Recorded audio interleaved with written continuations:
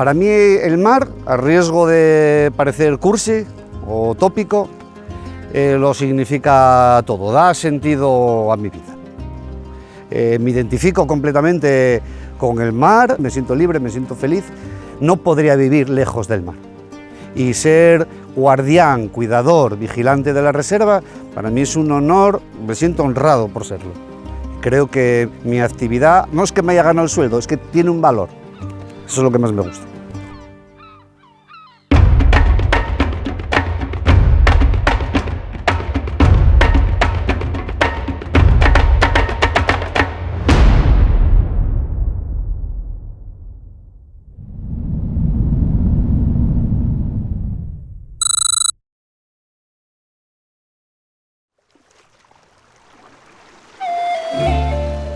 Yo soy de Asturias, soy asturiano, nacido en Gijón, y mi vínculo con el mar proviene de mi primera infancia. Quizá mis recuerdos felices de mi infancia feliz están ligados al mar, están ligados al pedrero, están ligados a una sensación de explorar, de descubrir, de sentirnos en las playas cuando marchábamos, del cuidado de nuestra madre, como si estuviéramos en otro mundo. Yo tenía unas sensaciones impresionantes. De la amplitud de las mareas, de la vida que descubríamos, de jugar. Yo tengo que confesar que aprendí a bucear antes que nadar. De hecho, no sabía nadar y se me ocurrió que con aletas y gafas resolvía la situación. No sabía nadar, pero sabía aletear. Entonces, yo además lo tengo grabado, de las primeras inmersiones con aquellas gafas, prácticamente con la desembocadura del río Piles de Gijón, fue la sorpresa de ese mundo. La sorpresa de la ingravidez, la sorpresa de una vida totalmente diferente, llena de seres misteriosos y cositas para descubrir. Antes de patrón de vigilancia marina, yo fui profesor en concreto de filosofía. Paralelamente tenía un montón de actividades, todas relacionadas con el mar. Y poco a poco, después de un par de decenas de años, ahí había cubierto mi periplo como profesor y aprovechando toda esa experiencia, pude dedicarme plenamente al mar y finalmente acabé ahora como patrón de una embarcación de vigilancia marina en la Reserva Natural de Irta. Yo vine orientado al archipiélago de Islas Columbretes y caí en Alcocebre con bastante desconocimiento, y me di cuenta de que al lado de Alcocebre y el Parque de Columbretes forman un todo con un parque natural, el de Sierra de Irta, que de repente te lo encuentras y dices tú, otro tesoro más, ¿no? Me pareció idílico, digamos, de esas cosas que ya no quedan, ¿no? Y luego lo pude comprobar, viniendo navegando, por ejemplo, de Ibiza, de noche, que lo que ves las grandes luces de Oropesa, las grandes luces de Peñíscola y una enorme mancha negra por una sierra que está ahí escondida, esa negritud, no hay lámparas, no hay casas. Luego la descubrí andando, la visité, trabé relación con las personas que la conservan, que la cuidan.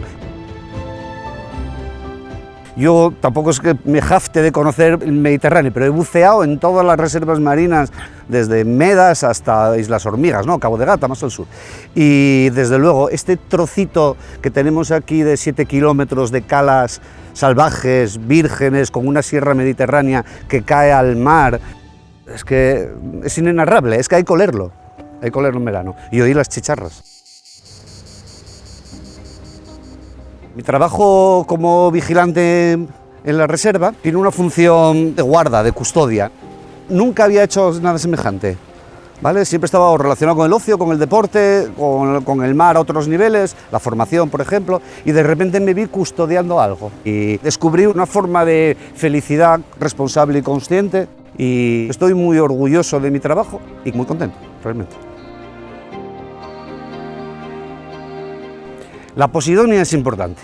El problema de la posidonia es que no se ve, ¿vale? Porque está debajo del agua, en aguas someras. Entonces tenemos una relación con ella de que no existe y como si se la perdiéramos, que tampoco pasaba nada. Bueno, pues hoy ya es de común conocimiento de las personas que es un ecosistema el segundo más fértil después de los famosísimos arrecifes de coral que todos vemos en los documentales con sus peces de colores. Pues la posidonia tiene un interés natural de ese tipo, solo que es mediterránea y que la tenemos aquí en nuestras playas a 3 metros de profundidad. Es la gran devoradora de carbono, la protectora del oleaje, en donde anidan todo tipo de vida, ¿no? De otra fauna y otra flora.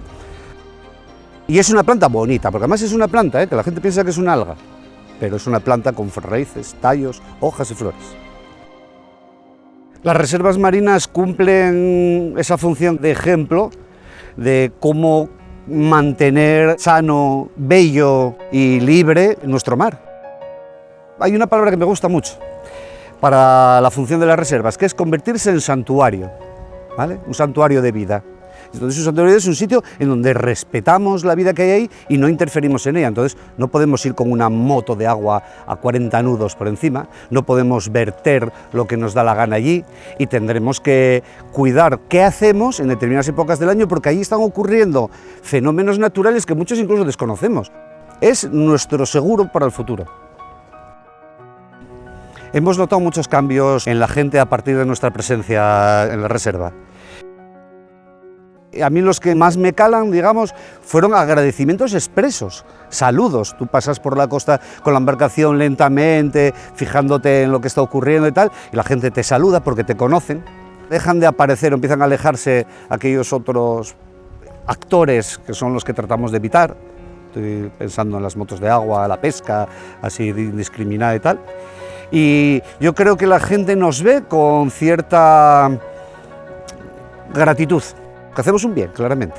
Es como que somos los guardianes de un tesoro y marcamos el tesoro, digamos, ¿no? Mi relación con el mar acabará cuando acabe yo con ella. Es una cosa de dos, ¿no? Y el mar no creo que acabe conmigo nunca.